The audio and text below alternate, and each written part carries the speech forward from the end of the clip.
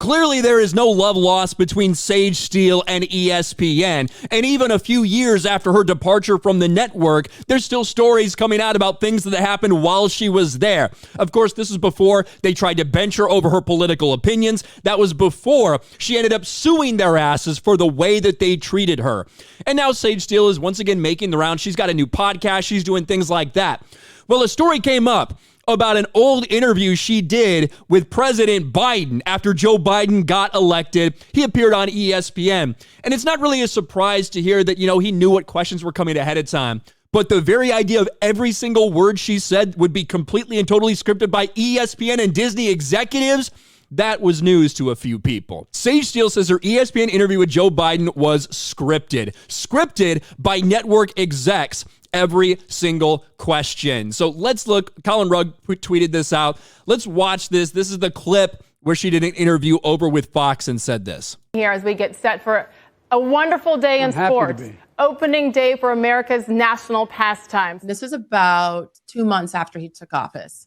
That was an interesting experience in its own right because it was so structured and I was told, you will say every word that we write out, you will not deviate from the script and go. To the word, like every single question was scripted, gone over dozens of times by many executives, editors and executives. Absolutely. I was on script and was told not to deviate. It was very much, this is what you will ask, this is how you will say it. No follow-ups. No follow-ups. Next. I knew that this was a lot bigger than just the wonderful editors that I worked with.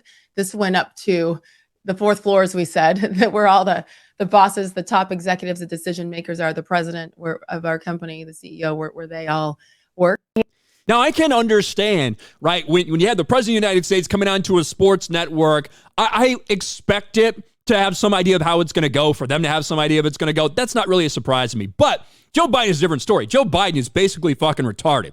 This man cannot answer any question, continues to get himself in trouble. So the fact that you had Disney and ESPN executives saying, you can't ask any follow-up questions. You can't even alter it at all. You have to stay strictly to this word when you're talking to this man. Otherwise, it will get completely fucked up.